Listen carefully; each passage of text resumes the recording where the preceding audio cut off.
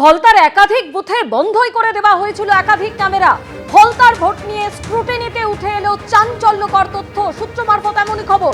সরাসরি আমাদের প্রতিনিধি রুমা পাল আমাদের সঙ্গে রয়েছেন। রুমা, আমরা গতকালই দেখেছিলাম যে জাতীয় নির্বাচন কমিশনার জ্ঞানেশ কুমারের সঙ্গে কথা বলার পর বিশেষ পর্যবেক্ষক সুব্রত গুপ্ত তিনি এই ফলতায় যান এবং স্ক্রুটিনি করেন। সেই স্ক্রুটিনি রিপোর্ট নির্বাচন কমিশনে পাঠানো হয়েছে। কি বলা হয়েছে তাতে? দেখো, জানি রাখি তোমার ডায়মন্ড হারবার থেকে 4টে বুথ এবং মগরাহাট পশ্চিম থেকে 11টি বুথের যে রিপোর্টের প্রস্তাব পাঠানো হয়েছে এবং ফলতায় 30টি বুথ নজরে রয়েছে। এবং জানি রাখি যে ফলতায় কিন্তু রিপোর্টের স্ক্রুটিনিতে কিন্তু চাঞ্চল্যকর তথ্য উঠে এসেছে। কি সেই তথ্য?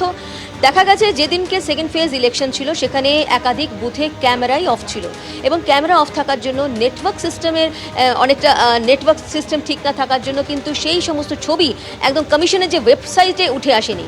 এবং দুপুর 1টা নাগাদ প্রিসাইডিং অফিসার জানান যে টেপ রিমুভড, অর্থাৎ সেই সময় পর্যন্ত 58% কিন্তু ভোট পড়ে গিয়েছিল।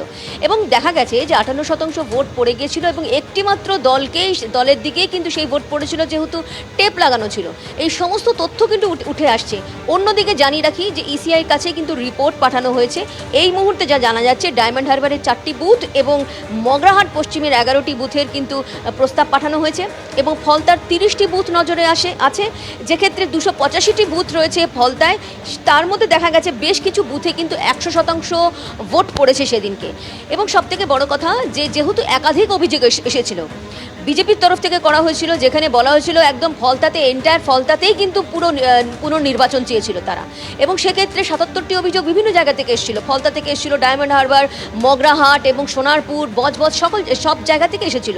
সমস্ত খতিয়ে দেখা হয়েছে। কালকে আবার বিশেষ পর্যবেক্ষক গিয়েছিলেন, স্ক্রুটিনি শেষ হয়েছে, রাত পর্যন্ত শেষ হয়েছে, সকালে কিন্তু রিপোর্ট পাঠানো হয়েছে এবং আজ সন্ধ্যে পর্যন্ত জানা যাবে নির্বাচন কমিশন কোথায় রিপোর্ট করাচ্ছে এবং কত নম্বর বুথে করা হবে, সেটাও কিন্তু নির্বাচন কমিশনের তরফ থেকেই জানা যাবে।